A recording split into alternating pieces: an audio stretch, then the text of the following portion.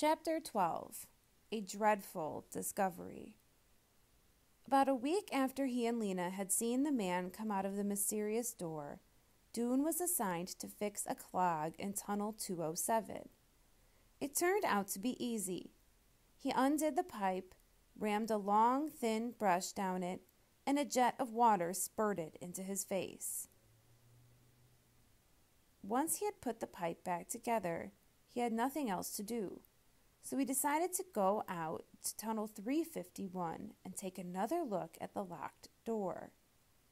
It was strange, he thought, that no announcement about a way out of Ember had come. Maybe that door had not been what they thought it was. So he set out for the south end of the pipeworks.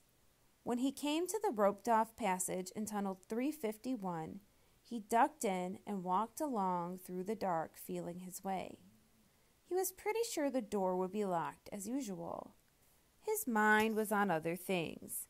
He was thinking of his green worm, which had been behaving oddly, refusing to eat and hanging from the side of its box with its chin tucked in. And he was thinking about Lena, whom he hadn't seen for several days. He wondered where she was. When he came to the door, he reached absently for the knob, and what he felt startled him so much that he snatched his hand back as if he had been stung. He felt again carefully. There was a key in the lock. For a long moment, Doone stood as still as a statue. Then he took hold of the doorknob and turned it. Very slowly, he pushed on the door. It swung inward without a sound. He opened it only a few inches, just enough to peer around the edge. What he saw made him gasp. There was no road or passage or stairway behind the door. There was a brightly lit room whose size he could not guess at because it was so crowded with things. On all sides were crates and boxes, sacks and bundles and packages. There were mounds of cans, heaps of clothes, rows of jars and bottles, stacks of light bulb packages. Piles rose to the low ceiling and leaned against the walls, blocking all but a small space in the center. In that small space, a little living room had been set up. There was a greenish rug, and on the rug an armchair and a table. On the table were dishes smeared with the remains of food, and in the armchair facing Doone was a great blob of a person whose head was flopped backwards, so that all Doone could see of it was an up-thrust chin. The blob stirred and muttered, and Doone, in the second before he stepped back and pulled the door closed, caught a glimpse of a fleshy ear, a slab of gray cheek, and a loose, purplish mouth.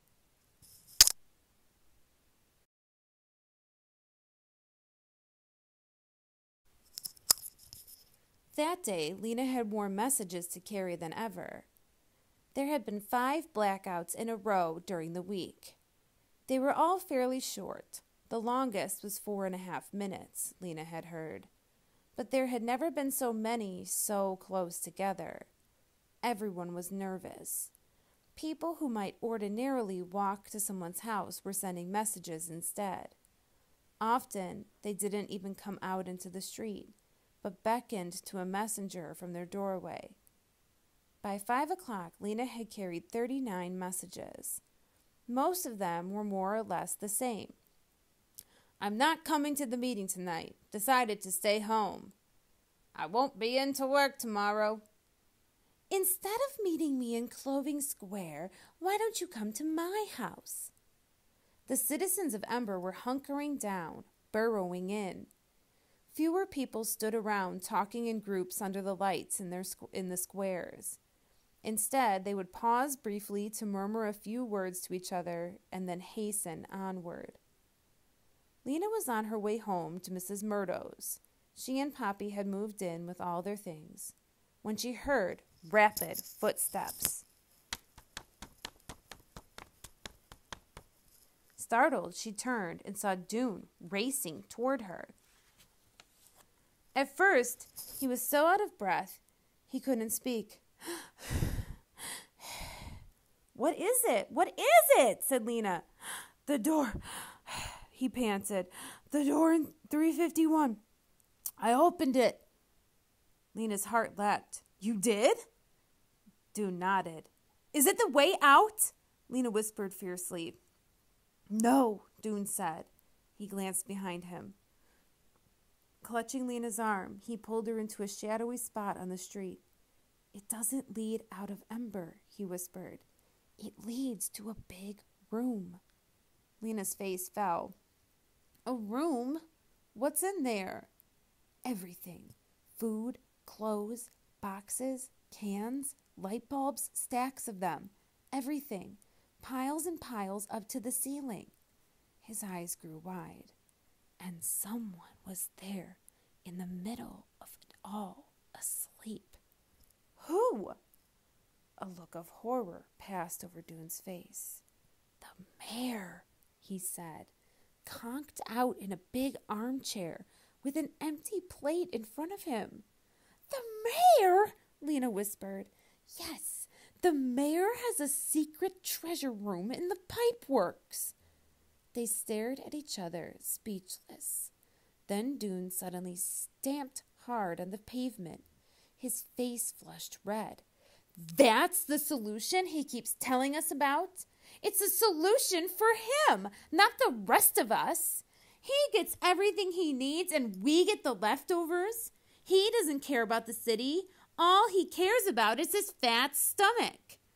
Lena felt dizzy, as if she had been hit on the head. "What will we do?" She couldn't think. She was so stunned. "Tell everyone," said Doone. He was shaking with anger. "Tell the whole city that the mayor is robbing us." Wait. Lena put a hand on Doone's arm and concentrated for a minute. "Come on," she said at last. "Let's go sit in Harkin Square. I have something to tell you, too." At the north end of Harkin Square stood a circle of believers, clapping their hands and singing one of their songs. Lately, they seemed to be singing more loudly and cheerfully than ever. Their voices were shrill. "Coming soon to save us," they wailed. "Happy, happy day." Near the gathering hall steps, something unusual was happening. 20 or so people were pacing around and around, carrying big signs painted on old planks and on big banners made of sheets. The signs said, "What solutions, Mayor Cole?" and "We want answers." Every now and then, the demonstrators would yell these slogans out loud. Lena wondered if the mayor was paying any attention. Doone and Lena found an empty bench on the south side of Harkin Square and sat down. "Now listen," said Lena. "I am listening," said Doone, though his face was still red and the look on his face was stormy. "I saw Lizzie coming out of the storerooms yesterday," Lena said. She told them about the cans and Lizzie's new friend Looper and what Looper was doing. Doone pounded his fist on his leg. "That's 2 of them doing it then," he said. "Wait, there's more. Remember how I thought there was something familiar about the man who came out the door? I've remembered what. It was that way he walked, sort of dipping over sideways. And also that hair, that black hair all unbrushed and sticking out. I've seen him twice. I don't know why I didn't remember who it was right away. Maybe because I've only seen him from the front.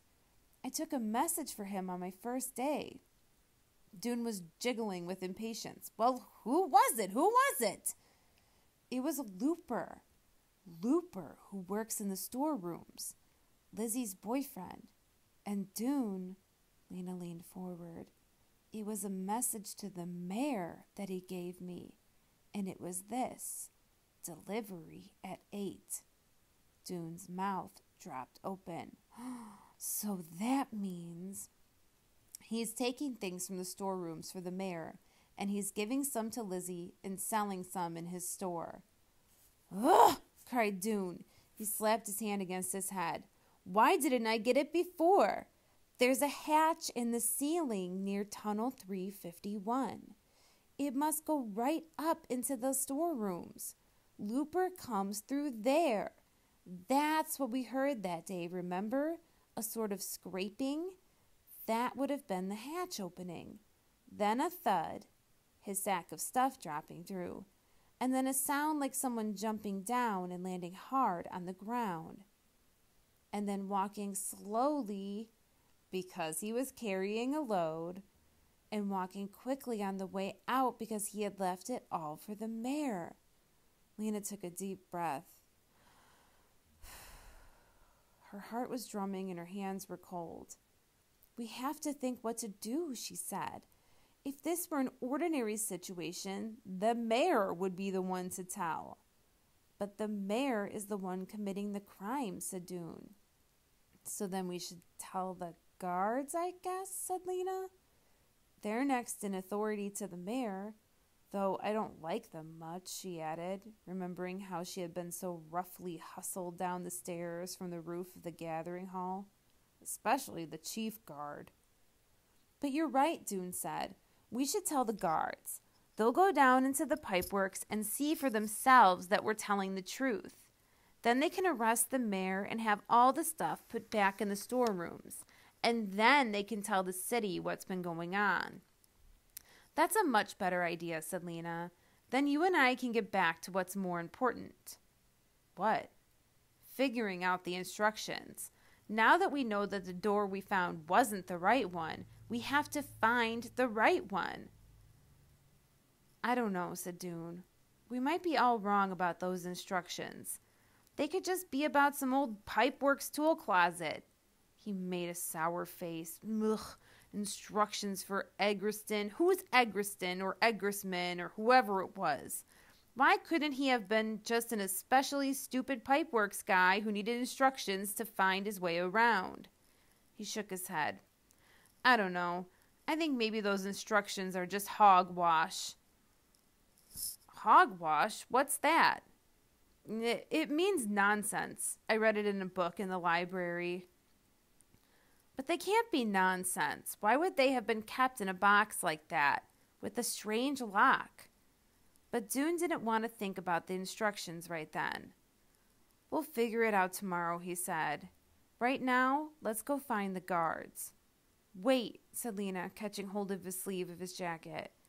I have one more thing to tell you. What? My grandmother died. Oh, Doon's face fell. That's so sad, he said. I'm sorry. His sympathy made tears spring to Lena's eyes.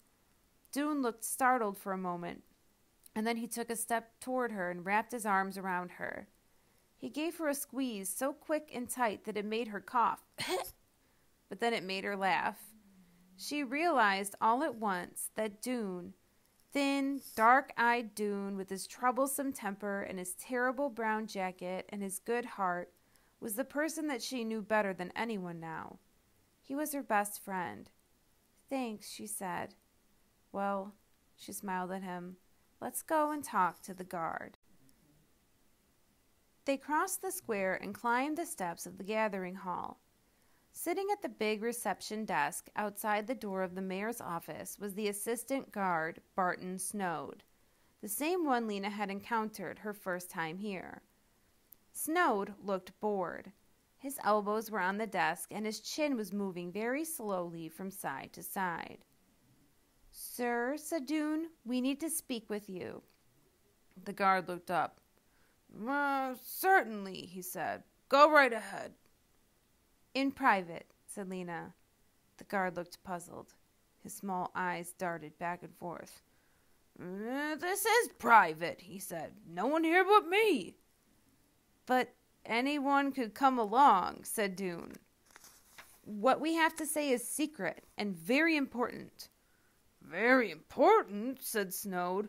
Secret? His face brightened.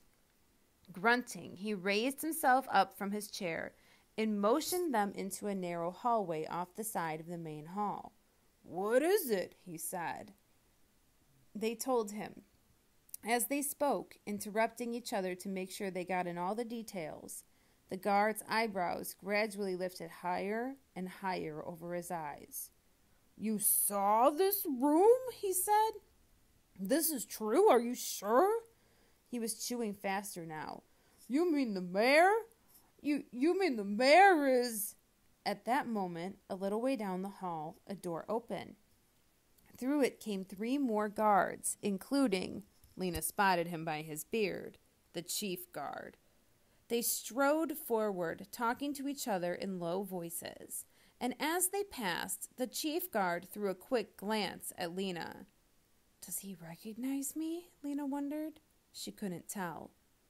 Barton Snode finished his sentence in a husky whisper. "You mean the mayor is stealing?" "That's right," said Dune. "We thought you should be informed, because who else can arrest the mayor? And once you've done that, the guards can put all the things he's stolen back where they came from. And then tell the city that a new mayor has to be found," added Lena. Barton Snode leaned heavily against the wall and rubbed a hand over his chin. He seemed to be thinking. "Something must be done," he said. "This is shocking, shocking." He started back toward the desk, and Dune and Lena followed. "I will make a note," he said, taking a pencil from the desk drawer. Lena watched as he wrote slowly on a scrap of paper. "Mayor stealing. Secret room." When he finished, he let out a satisfied breath. "Very good," he said. "Action will be taken. You may be sure. Some sort of action. Quite soon." "Good," said Dune. "Thank you," said Lena, and they turned to leave. The 3 guards were standing by the main door of the gathering hall as Dune and Lena went out. The chief guard moved aside to make way for them, and they went through the door and out onto the wide front steps. Lena glanced over her shoulder.